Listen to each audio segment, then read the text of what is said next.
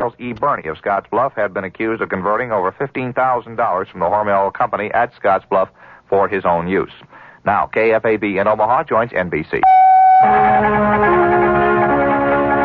NBC News. This is Wally Robinson. The continuing crisis in Iran and the brand new one in Afghanistan were cited by the White House tonight as being too pressing to allow President Carter to go to Iowa for his scheduled debate with Senator Edward Kennedy and Governor Jerry Brown. There has been a great deal of reaction to the move from Democrat and Republican candidate alike, and most of it is negative. The latest to comment is Tom Quinn, Jerry Brown's campaign manager. The president's decision is an insult to the people of Iowa and the entire nation. Mr. Carter has been making around 20 phone calls a day to Iowa politicians, and I personally find it difficult to believe that he can politic by telephone every night, but cannot find the time to appear face-to-face with his two opponents. Republican John Anderson of Illinois said the decision lends credence to the contention that the president is politicizing the Iranian situation in order to tighten his grip on the White House. The Kennedy forces are playing it more pragmatically. They offer to move the location of the debates and exclude any Iranian content if that would get the show on the road again. Sources say the Kennedy camp is very keen for the confrontation, feeling it's vital if their man is to get his flagging campaign moving again. More news after this. Tax breaks that may be in store for the 1980 election year. If you missed this major story, you haven't been reading the Wall Street Journal. And in today's economic turmoil, you can't afford to lose touch with what's happening in every phase of business. So have a pencil ready for an important offer that will help keep you informed. Other journal articles reported the facts on Detroit's tailspin, the latest reading on the economy, and the cloudy outlook for retailers this Christmas season. You would have read about the encouraging prediction about oil supplies and the bleak outlook for municipal financing in the state that started the tax revolt. Another article examined aluminum stocks. They're beginning to reflect fears of a long, deep recession. The Wall Street Journal. It's all the business news you need when you need it. Right now, you can get 20 weeks of the Journal. That's 100 copies for only $22. A real money-saving offer. So in the continental U.S., call this toll-free number now. 800-648-5322. That's 800-648-5322. Except in Nevada. You'll be billed later.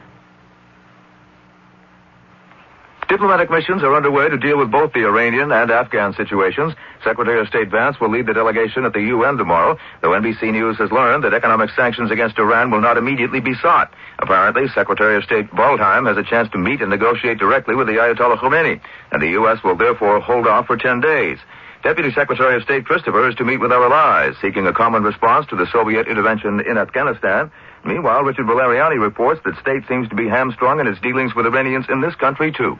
On December 12th, the State Department ordered the Iranian embassy in Washington to cut its staff from 60 to 15 and to reduce the number of people working in 4 Iranian consulates around the country from about 160 people to a total of 20, 5 in each consulate. The top Iranian diplomat here was given 5 days to comply with the order. But 16 days later, the Iranians still have not given the State Department a final list of the 35 diplomats who will operate their embassy and consulates. They did submit one list, but then said they wanted to revise it, and a revised list has not yet been presented. Nor does the State Department know which Iranians, if any, have actually left the country. Officials here say they're still working on getting the problem resolved. Richard Valeriani, NBC News, at the State Department. This is NBC News. Kodak invites you to remember the special moments that make up the holiday season and to trust them to Kodak Film. A bike! Grandpa, you got me a bike. I got one too, a red one. Look, it's snowing! No, you shouldn't have. I know. Oh, this is unpractical. I know. How did you know? I knew. Happy New Year! Shouldn't you trust moments like these to Kodak Film? Happy New Year to all you football fans, and the NBC Radio Network is kicking off in great style. The 1980 Rose Bowl pitting the University of Southern California Trojans against the Buckeyes of Ohio State. I'm Bob Buck, NBC Sports, inviting one and all to join us as two of the nation's top-rated teams battle it out. The Rose Bowl, New Year's Day on many of these NBC stations. The holidays have always been attended by various discomforts, usually brought on by enjoying one's meals too much or enjoying one's eggnog too much. George Gobel once called it being overserved. Now you can add another malady, profiled by NBC's Rob Sharkey in Los Angeles. A problem for many over the holidays is insomnia. It occurs whenever regular daily patterns are disrupted, but what researchers are learning about it may put us to sleep. Insomnia is sexist. More women suffer than men. It's often caused by agrypniophobia, fear of not being able to sleep. Caffeine and nicotine are also causes. Both are stimulants. Alcohol can be, too, making your nightcap an eye-opener. Sleeping pills lose effectiveness after a few days. But what will work is protein, because it contains a natural sedative. Next time the Sandman stays away, try a high-protein dinner and a glass of milk at bedtime. Wally Robinson, NBC News. In Omaha and Council Bluffs, we have 29 degrees and some light snow. Lincoln, cloudy skies and 30. This is KFAV in Omaha. Now, the Mystery Theater.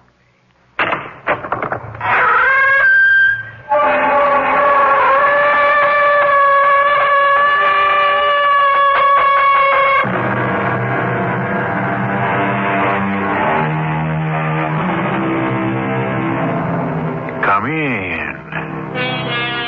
Welcome. I'm E.G. Marshall. By the time this settlement of immigrants established itself as the United States of America, it had already produced, alongside its statesmen and traders, various writers of distinction who would come to be respected and admired all over the civilized world. Once the new republic was formed and proclaimed, the land burgeoned with many more, of whom one was Washington Irving, born in New York City in 1783. The drama we're about to present for your enjoyment is a free adaptation of one of his stories. But Gottfried, you live like a solitary. You live like a monk. Not at all, Carl. Paris is full of women. Fastidious, flirtatious, fascinating. I love them all. Well, that's all very fine, but there should be one in particular. There is. I see her every night.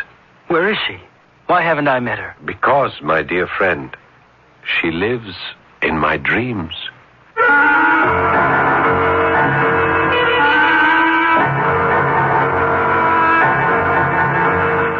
Our mystery drama, The Guillotine, was written especially for the Mystery Theater by Elspeth Eric and stars Paul Hecht.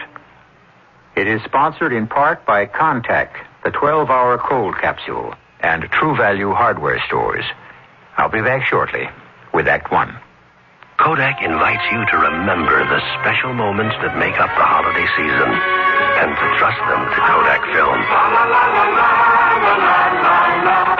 A bike. Grandpa, you got me a bike. I got one, too, a red one. Look, it's snowing. No, you shouldn't have. I know. Oh, this is so impressive. I know. How did you know? I knew.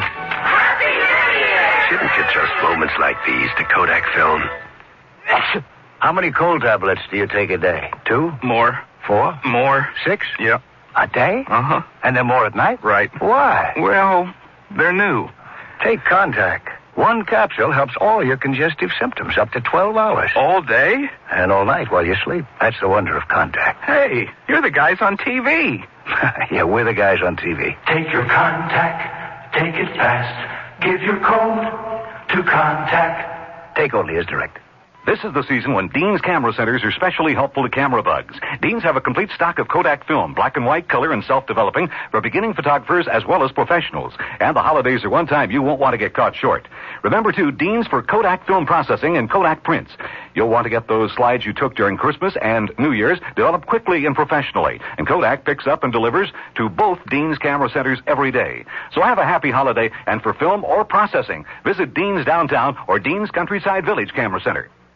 If you think it takes you a long time to make yourself look good, just think. It took national parks thousands of years to become the natural beauties they are when you visit them today. But will they still be that beautiful when you leave? Everyone likes to have a good time, but litter is no fun for anyone. So remember, leave your footprints on the trails, but leave your candy wrappers, film boxes, lunch bags, and other trash in the trash cans the Park Service provides. This message from your National Park Service, U.S. Department of the Interior. Omaha and Council Bluffs at 29 degrees and light snow. Lincoln, 30 degrees and some cloudy skies. This is KFAB.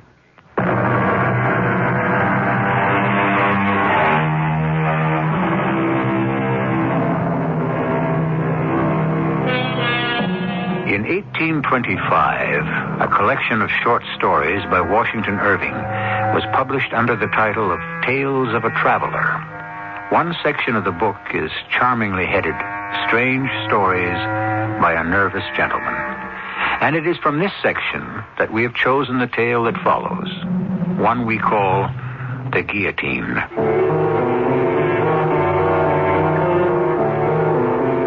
I am of a brooding and introspective nature. It has always been thus.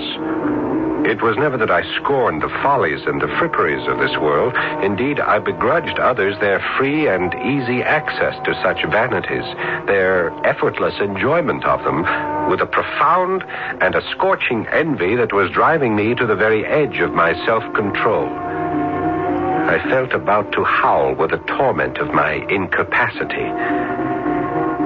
In my agony, I turned to the only friend I had, my fellow student, my compatriot, the sole human who had tolerated my intolerable moods without blame, without censure, without what surely would have finished me off, without abandoning me. Gottfried, my dear friend. Help me, Carl, help me. But of course, just tell me what I can do. I don't know. Is it money? Do you need money? Money. If it were only money. It is myself, my tortured, restless, squirming self that looks for rest and cannot find it, that searches for peace and watches it retreat with every step I take. Desperation tracks my heels when I walk the streets. Melancholy meets me at every corner. And gloom, deep, impenetrable gloom fills the house where I live. Gottfried, you are so much more clever than I. Clever? You call me clever? You shut yourself away from others. Oh, no, not from you. You are my link to life, my only tie to the real world about me. Then let me tell you straight out what I think. Your manner of living, your fevered absorption in your studies, your avoidance of the company of most men and all women... But I never know what to say to them. All these things combined, Gottfried, have impaired your health. You are haggard and pale. Your shoulders are bent. Your eyes have a look that is not quite of this world. Forgive me, my friend, if I speak roughly. No, you speak truly. But I think it is not alone your body that is failing. I think your imagination has become, forgive the word, diseased. Have I said too much? Have I gone too far? I must tell you that of late I have been studying many philosophical theories. Not just the recognized ones, but those more obscure, more, perhaps, radical. You have the mind for such weighty things, Gottfried. I've gone back to the Egyptians, to the Hindu. I've walked with Paracelsus in his garden. Of late, I've immersed myself in the teachings of Swedenborg and his New Jerusalem church. Swedenborg? I don't think I know. He's a Swedish philosopher, a religious writer. He died a few years back, but he claimed to have established direct communication with the spiritual world. How did he do that? Through the opening of his spiritual senses. And you? Well, can you? Has that happened to you? Of course not. It didn't happen to Swedenborg until he was 57 years of age, but it might happen, or something very like it might happen to me, if only...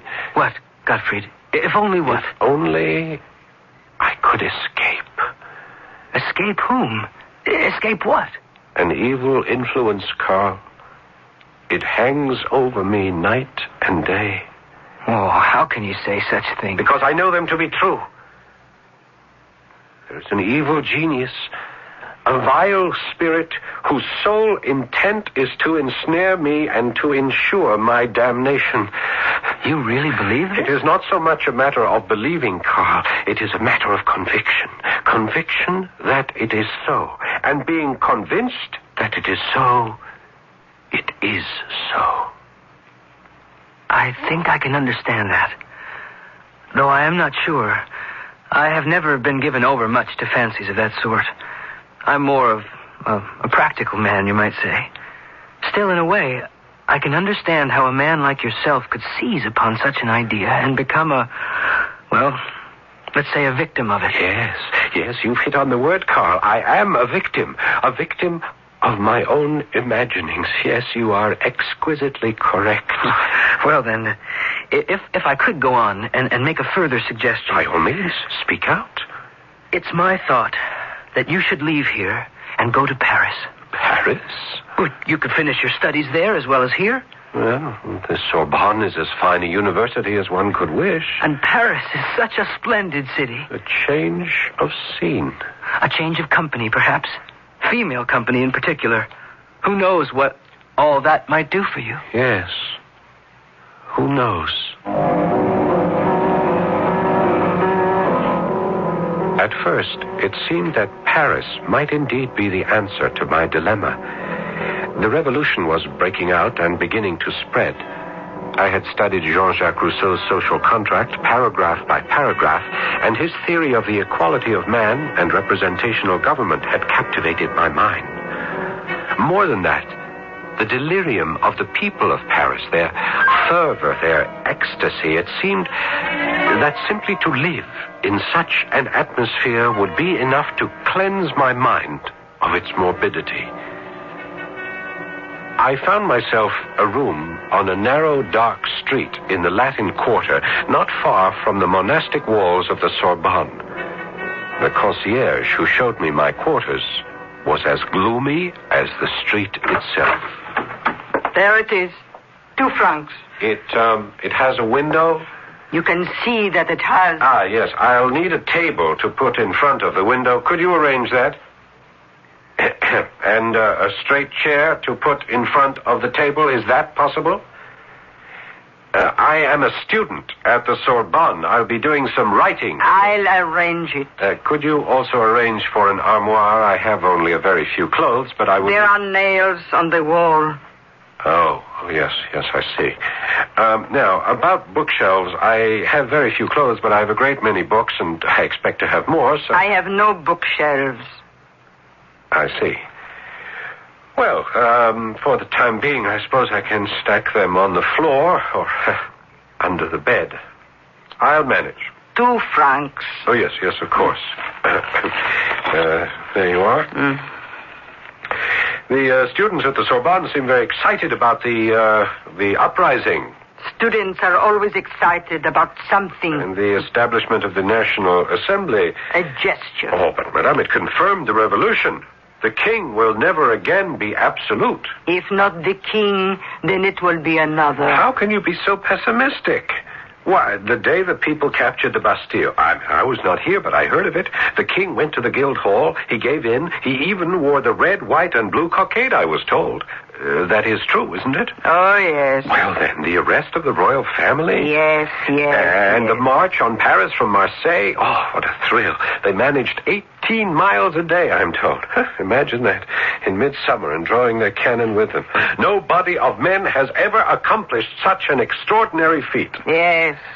The king, the queen, the dauphin, all imprisoned in the tower of the temple. Oh, yes. And the establishment of the Committee of Public Safety. You approve? Well, how could I not approve, madame, with the great Marat heading the committee? Marat is a madman. No, not mad. Oh, or if he is not quite sane, that is due to his ardent belief in equality and government by general consent. The massacres of September? More than 1,000 killed? Well, I know very little of that. You know very little of anything, monsieur. It's your youth, perhaps. I should be generous and call it that. Well, it's true I'm young, but I am not completely ignorant of the world and its ways. Not completely. You are. You are ignorant and you are arrogant. Madame, I must protest. Have you heard of a man called Robespierre? Yes, I've heard of him. He is idolized by the people. He will join the Committee of Public Safety before the year is out. And the king will lose his head. Yes, in January of 1793, King Louis XVI was guillotined. 6 months later, Robespierre joined the Committee of Public Safety. Hundreds upon hundreds passed before the Revolutionary Tribunal and were executed. Danton, the man I had idealized, was among the victims. So was Madame Elisabeth, sister to the king. So was the queen. I sickened and turned away. The terror had begun, and I shrank from the sight of it. I spent the better part of my days in the libraries, those catacombs of departed authors, rummaging among their hoards of dusty and obsolete works in quest of food for my unhealthy appetite. I became, in a manner of speaking, a literary ghoul, feeding in the charnel house of decayed literature.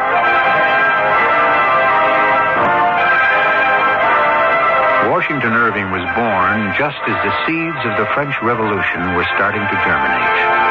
By the time he was of school age, the revolution had been confirmed by the establishment of the National Assembly. At the age of 8, he was old enough to hear from his elders of the March on Paris in the spring. His 9th and 10th years must have been filled with rumors of the executions in Paris, years which came to be known as the Terror. I'll be back shortly to continue with Act 2. The next time you want to do it yourself, be professional. Use a quality, skilled power tool from True Value hardware stores. Hi, Pat Summerall to suggest you get the skilled 7 1/4-inch circular saw designed for standard home use. It has a burnout-protected motor, heavy gauge foot brackets to assure accurate cuts at all settings, and comes complete with a blade. Or get the skilled 3/8-inch cordless drill from True Value hardware stores. It features 2-speed controls so you can adjust the speed to suit the job and the material. And it operates forward and reverse to drive and remove screws. It includes a recharging unit to keep the drill ready for use, and because it's cordless, you can use it anywhere. See the wide selection of quality, skilled power tools at participating True Value hardware stores and home centers. And save gas. You won't have to drive far for your hardware and houseware needs. If you're looking for values, for service, and for selection, you'll find them nearby at any one of the more than 5,000 True Value hardware stores and home centers nationwide. It's time for Bryant, with comforting thoughts on cooling and heating your home or business. If you have a fireplace, be certain to keep the damper closed when not in use. You'll avoid drafts, but most important, you'll stop valuable heat from escaping up the flue. When you decide it's time to economize with more energy-efficient cooling and heating, call the man who has it, your independent hometown Bryant dealer. Bryant, a comforting thought. Looking for a computer? Start looking at American Computer in Omaha. American Computer has computers for farmers and ranchers and businessmen and for the home. If you're a doctor, American Computer has a complete medical package. Includes the computer, memories, terminals, printer, software programs, insurance forms, handling and maintenance, a first-line, state-of-the-art multi-terminal system at a lot less than you'd expect to pay. For the broadest selection of computers, peripheral devices, and software programs in the Midwest, see American Computer in Omaha, just 6 blocks south of I-80 at the 84th Street interchange. Out-of-towners call collect 592-3590. In Omaha and Council Bluffs, we have 29 degrees, a little snow. Lincoln, cloudy skies, and 30. This is KFAB, Omaha.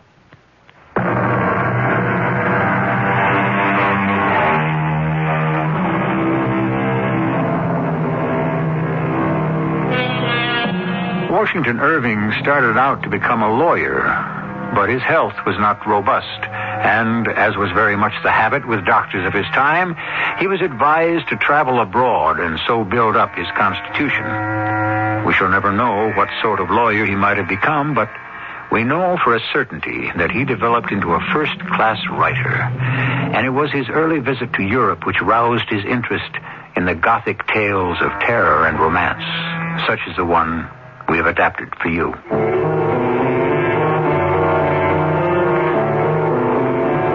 It would have been just as well had I never come to Paris. I was as lonely here as I had been at home, as incapable of establishing human contact as ever. I sank deeper and deeper into my studies of writers long deceased, and saw no one at all but the old crone who was concierge of the establishment where I had my cell-like chamber. Yes, who is it? Come in. Someone to see you. What? Me? Someone wishes to see me? So he says. Well, who is it? Didn't you ask him? He spoke as though he knew you from elsewhere, as though you were old friends. Carl? Did he say his name is Carl? I told you he didn't say. I didn't ask. Yes, of course. It's Carl. Who else could it be? What shall I say to him? Your friend, Carl. Well, ask him kindly to come up at once, if he will, or I'll come down. Anything at all. Tell him he's most welcome. Would you believe it? I was trembling all over. Clumsily, I tried to put the room into some kind of order. I kicked books under the bed. I scraped together papers and notebooks from my table and tried to stack them into a semblance of neatness. I patted the narrow little bed and drew the spread more evenly over its lumpy surface. I was scurrying about like the most frantic housewife when I heard Carl's voice from the doorway. It's only I, you know, Godfrey. Only you, Carl. Carl, come in, please. Sit down. Carl, I am so happy to see you. You don't know. You just don't know. I am happy that you are happy. To have someone to talk to, someone like you, someone who understands. I did not know till this very moment how much I have needed someone I could talk to open my heart to. Wait now. You mean there's been no one here in Paris? No one at all. I have spent my time at the Sorbonne, in the libraries, in the museums. But Gottfried, no one can live entirely within libraries and museums. Yes, I know. The moment I saw you standing there, I knew. It begins to look as though I gave you bad advice, counseling you to come to Paris. No. It was sound advice. At least it seemed to be at first. Paris seemed to be the tonic I was needing. At first, you say? Well, then what? Well, wait, I haven't offered you anything to drink. I must have a bottle of wine around here somewhere. Yes, here we are. Cheap sort, I'm afraid. Very ordinary Beaujolais. I'm sorry, I could go out. Godfrey, don't excite yourself. Think of whom you're speaking to. It's Carl, your friend. Think of all the evenings we shared a bottle of the cheapest wine and found it sufficient because of the pleasure of each other's company. Yes. Now, can't we open this bottle in the same spirit? Of course we can. Forgive me. My manners have grown coarse. It comes from being too much alone. There must be another glass somewhere around. I'm sure I had one. Oh, here we are. Now, Carl. Gottfried. To friendship. Our friendship.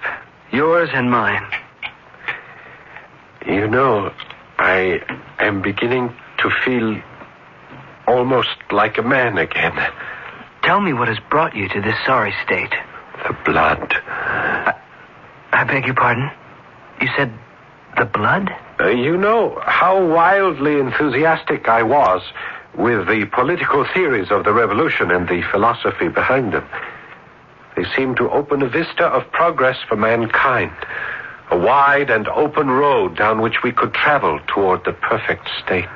You were always one to look for perfection. And why not? Why not? Oh, well, why were we put on earth if not to search for the perfect state? Are we supposed to wallow in the mediocre and pretend that it suffices? Roll about in filth and call it good? Is that our reason for being? Is that what we were created for in God's image? Dear friend, you must try not to excite yourself. Excite myself? It is enough to drive me mad. That the visions were all forsaken and the visionaries turned to killing. The dreams were trampled and the dreamers drowned themselves in blood. Carl, there are times when I think it has done just that. You mean? Listen to me, Carl. Let me tell you something. I must tell someone. There's only you. No one else. Of course, Gottfried. You can tell me anything. Carl, in the most ancient part of Paris, where the Hotel de Ville lies, you know the place? I have heard of it. On the Place de Grève, the open space in front of the Hotel de Ville. That is where they have erected the guillotine. I have heard, yes. This instrument of death stands ever ready. The scaffold runs all day with blood. All day, each day. Victims are dragged there and made to kneel. A heavy blade is released. It slides swiftly down vertical guides, and the head of the victim, oh Heavenly Father, it is too horrible, too terrible. I can't endure it. You mustn't take these crimes upon yourself. A revolution has never been accomplished without shedding blood. Yes, but this has become a mania for blood, an insatiable thirst. Even now, at this moment, while the city sleeps, that horrible engine stands, grim and silent, waiting for fresh victims. It sickens me. It congeals my heart. It freezes my blood. I understand. I do. And that is why I have turned away to the study of ancient writers. Dead thinkers, anything to separate me from the awful present. My poor Gottfried. I am so sorry. So sorry. Thank you. I am ashamed to accept your pity, yet I thank you for it, which shames me all the more that I should be grateful. But there must be other things. There must be more to life. Come, let's finish this bottle of wine before I have to leave. Leave? You have to leave? Oh, not quite yet. I can spend another quarter of an hour with you. A quarter of an hour? No more than that? I must take a train back at midnight. I had hoped that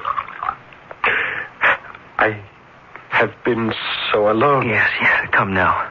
Let's make the most of our time together. Drink up now, and we'll talk of pleasant things. Such as... Yes, such as what? Well, such as women, for example. Surely there are women in Paris who have taken your fancy. Oh, yes. Yes, many, many. Well, there now. You see? Things are not all black and gloomy. Of course, I have not met any women. I haven't the knack. I've never had it. You know that. Well, I thought that here, in Paris, you might, acquire it. Learn the ways of the world. Oh, no, I'm too shy. I can't find the courage. But I think about them. Oh, do you now? Yes, I do. I think of them a great deal when I come back here to my lonely room, my cell. I think back in my mind to the delectable faces I have seen on the streets. You know what, Carl? No, what? In my reveries, in my dreams of them, they are even lovelier than they looked on the streets. What do you think of that? Do you mean to tell me that there isn't even one woman? One in particular? Just one? Oh, yes. Yes, there is one. One very particular one. Oh, that's better.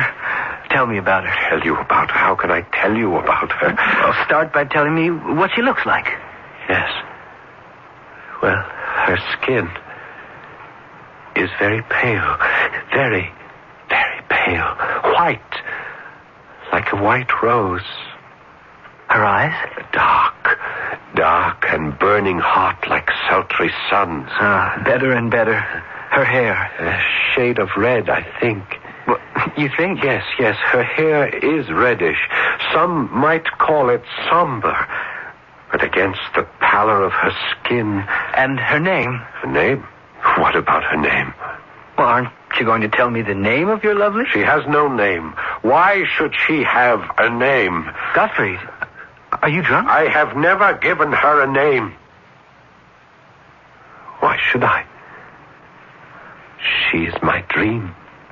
You only dream of this woman? She's not real? She doesn't exist? She is real to me. She exists in my dreams. She lives in my thoughts by day. She haunts my dreams by night. Don't you understand? I love her. Oh, my poor friend. I shall always love her to the end of my days.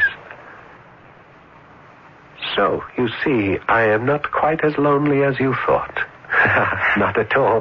Not lonely at all, because she is with me at all times. Yes, I see. I think I see. Dear friend, it is getting on for midnight, and I have a train to catch. Will you walk with me to the station? Of course I said I would, and I did. Though it was a stormy night, claps of thunder were rattling among the high houses of the narrow streets. Lightning flashed now and again, and the rain that began to fall seemed to drop into my heart as much as on the cobblestones. When I had watched the train depart, carrying off my only friend, I thought to return to my room, but something, a morbid recollection of our conversation, no doubt, drew me, or forced me, toward the Hotel de Ville and the Place de Grève. And in a sudden flare of lightning, I saw it, the horrible engine of death, the guillotine. A violent tremor ran through me, and I wanted to run. But something held me rooted to the spot till the lightning burst forth again. And there, crouched by the guillotine, I saw a shadowy form, all dressed in black, a female form seated on one of the lower steps of the scaffold, leaning forward, her face in her lap, her long, disheveled hair hanging to the ground. Her long, reddish hair.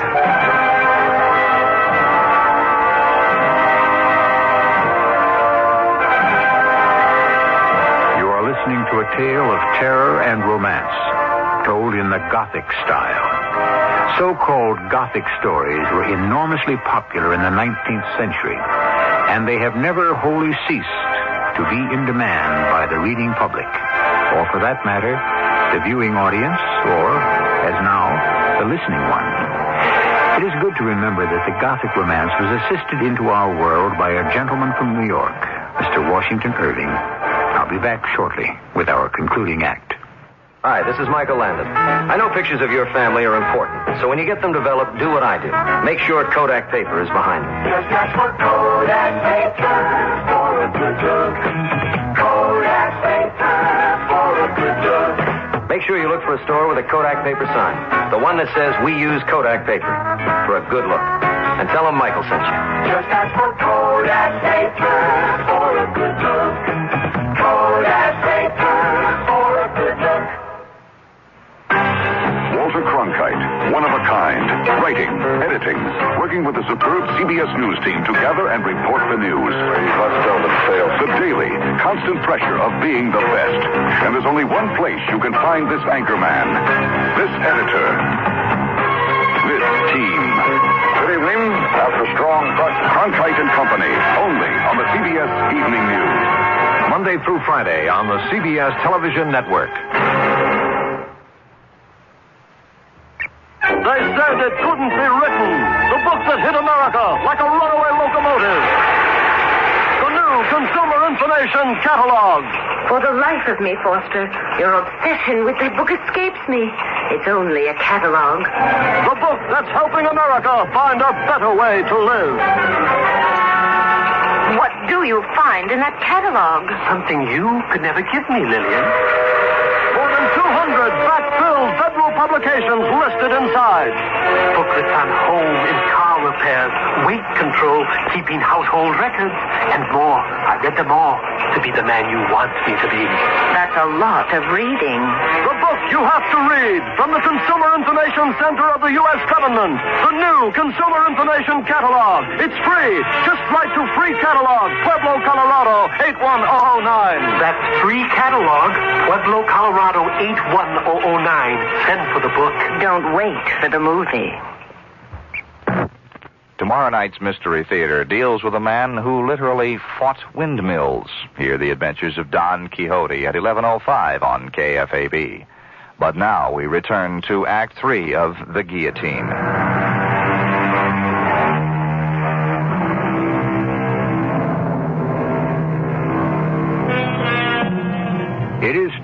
Washington Irving was born in New York, but for reasons of health, he traveled extensively abroad and actually had living quarters for a time in the Alhambra, that centuries-old palace that still stands on a hill in Granada, a relic of the time when the Moors ruled a large part of Spain.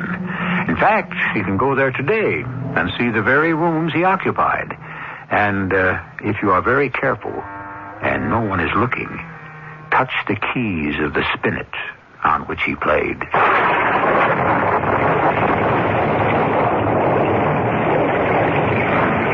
I stood in the teeming rain and gazed at the woman in black who sat on the steps of the scaffold. There was something awful in this solitary monument of woe. She looked to be a woman of some distinction.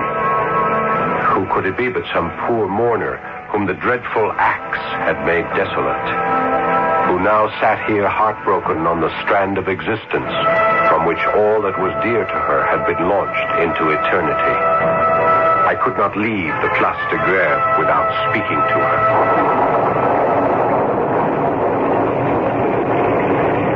Madame, your pardon, Madame.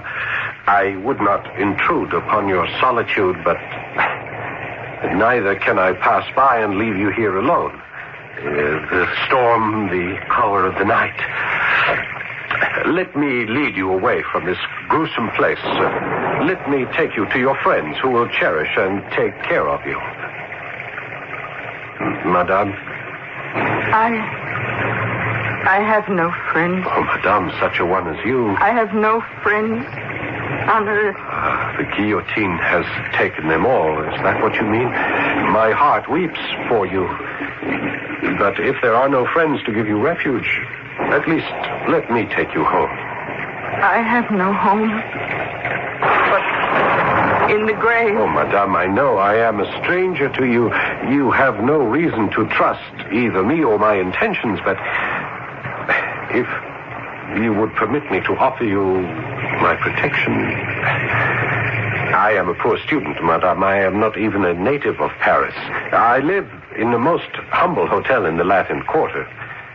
Such as it is, I would be honored, happy, if you would let me place my single room at your disposal on this most wretched of nights.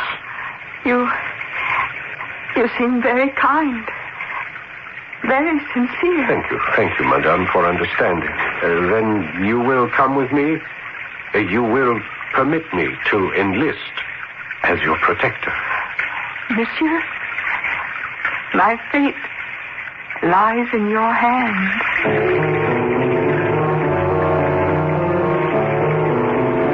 The storm had abated. All Paris was quiet. That great volcano of human passion slumbered for a while to gather fresh strength for the next day's eruption. I conducted my charge through the ancient streets of the Latin Quarter, by the dusky walls of the Sorbonne, to the dingy hotel where I lived. The hour was late, and I had to ring for the concierge. Coming. Oh, don't be afraid of her. She's cross, but really kind. Thank you, Madame. I am so sorry to trouble you. You have someone with you? Yes, a friend. Well, come in, you and your friend. Thank you, Madame. If you need anything, refreshment of any kind. Yes, thank you. My room is on the first floor. You'll find it rather shabby, I'm afraid. This hotel once belonged to a member of the nobility, but only the remains of its old glory are still evident, and you have to look very hard indeed to see them.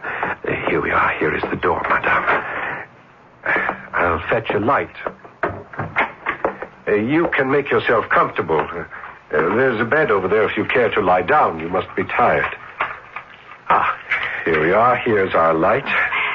You are very kind to a poor stranger. Madame. What is it? You are so pale. Your hair, your eyes, your skin.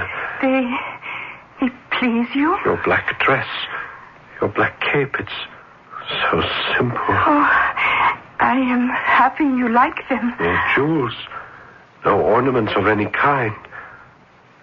Only a broad black band around your lovely neck with its diamond clasp. Oh, you are too perfect.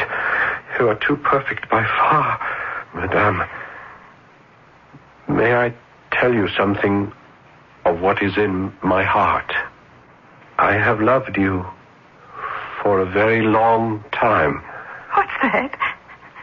A very long time? I have seen you every night for months, and many times during the day. Oh, well, have you been following me, young man?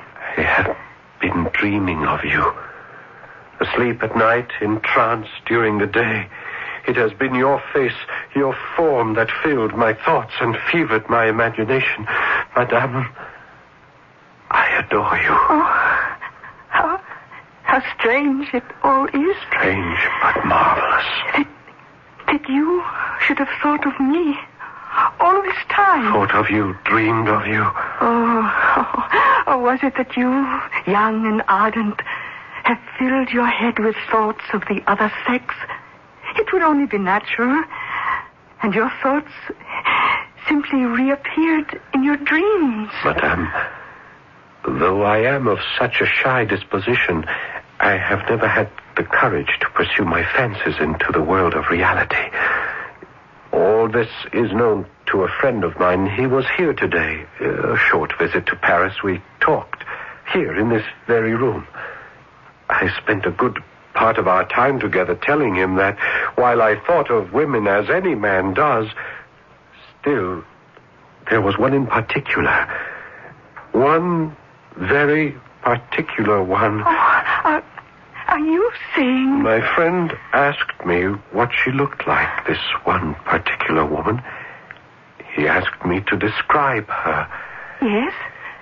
And? And I said her skin is white as a white rose. Oh. Her eyes are dark like sultry suns, and her hair a certain shade of deep red. Oh, my dear. Surely such a miracle that you have come to life, that you sit here in my little room in all your beauty and desirability. I told my friend this evening, I said, do not pity me because I love this woman of my dreams and shall always love her. Oh. And what did he have to say to that, your friend? I think he understood. At least he accepted what I said as truth, as my truth. But then it was time for him to take his train. We said farewell. I started to walk back here. And then we met by the guillotine. And I dared to speak to you. And I listened and believed And I brought you back to my humble room, and here we are, together. I tell you, it is a miracle. The miracle of my life. It is yourself. It is you come to life.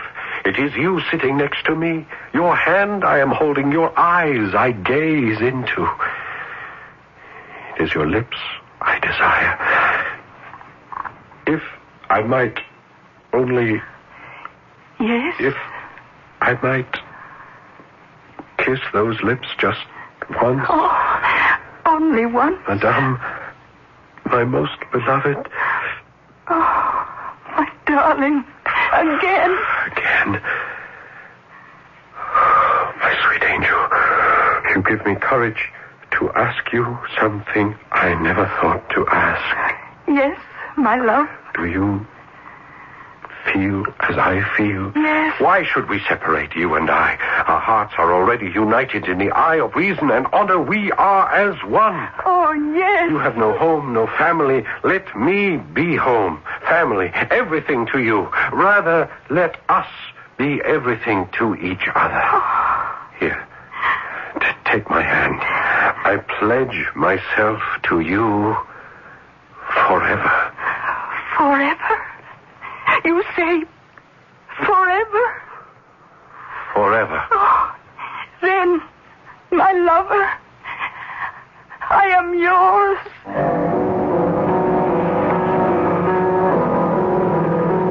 next morning, in order not to disturb my beautiful sleeping bride, I crept cautiously and quietly from our bed, and as quietly dressed myself and went forth early in the day to look for larger quarters, since it was clear to me that my situation had so changed as to make the tiny student's room quite inappropriate. When I returned from my search, I stopped to speak to the concierge, who quite clearly was taking a certain enjoyment in my clandestine affair. Good morning, monsieur. Good morning. Will you be wanting a small repast, you and the lady? A coffee, perhaps? A croissant? Yes, that would be very nice. Thank you. The lady has not asked for me. No, monsieur. Nor has she gone out. I've watched for her. No, she still sleeps in your room, I believe. Thank you. I'll be up in a moment with your coffee and croissant. Thank you so very much. We'll both appreciate that.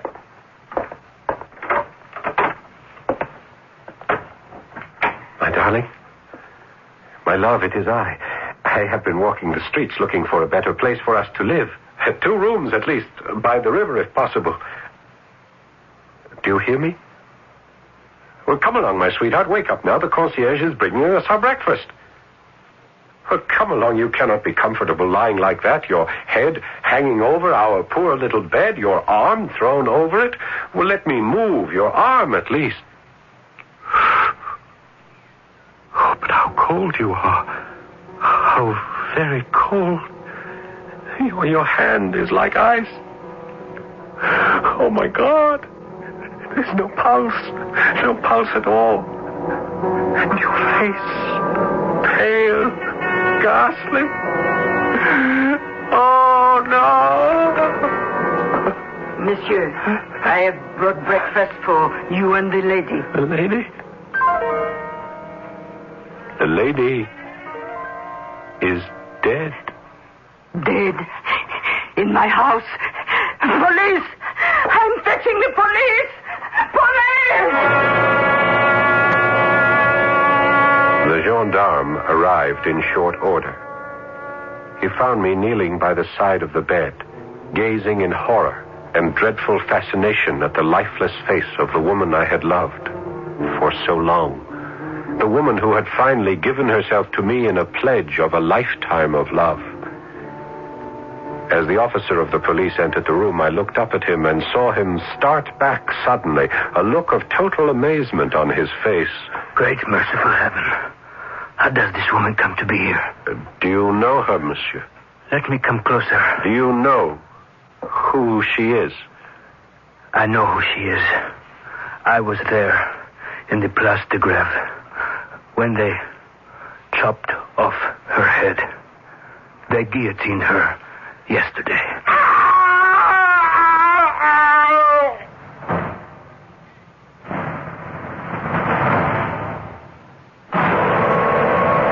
I hardly know how to tell you what happened then. The policeman leaned over and unfastened the black collar with the diamond clasp that encircled the neck of my beloved. And horror of horrors, her beautiful head rolled upon the floor. And then I knew. My most awful fear had been true all along. The fiend had gained possession of me. And I was lost forever. Forever lost.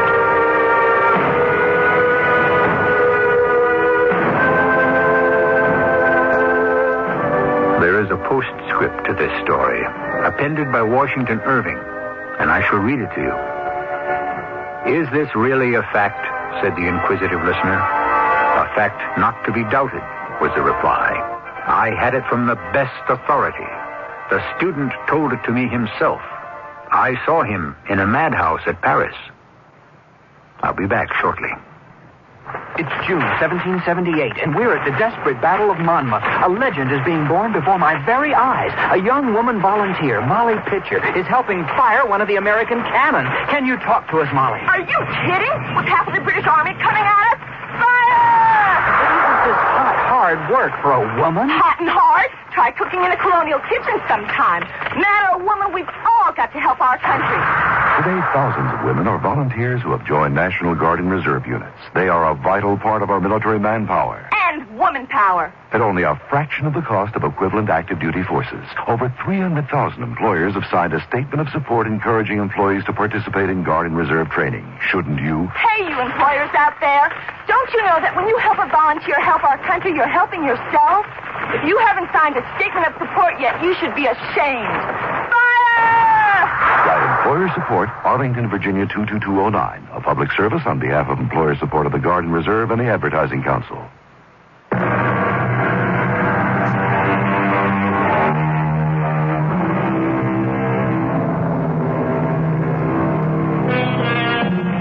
The horror story is international. Starting with the Castle of Otranto by the Englishman Horace Walpole, it was followed and improved upon by Honoré Balzac in France. And in America, it was carried on by Washington Irving and brought to a peak by the genius of Edgar Allan Poe. Oh, yes, the horror story is here to stay. Our cast included Paul Hecht, Don Scardino, and Bryna Rayburn. The entire production was under the direction of Hyman Brown. And now, a preview of our next tale. Oh, Rosinante, whoa! To me, to my poor ignorant eyes, I could have sworn they were windmills. If you are afraid, say your prayers. I'll meet them all alone. You stay here, Sancho. What are you up to, my lord? Stand your ground, you cowardly knaves!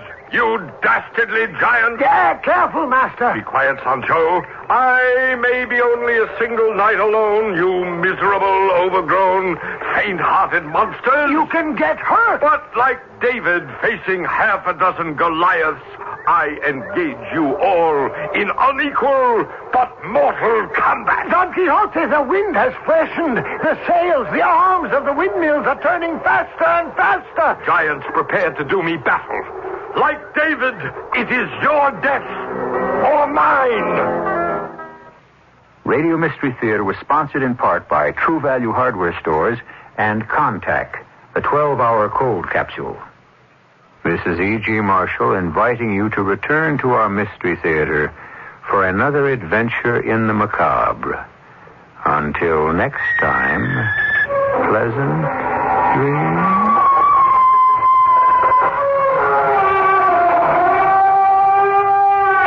This is KFAB in Omaha.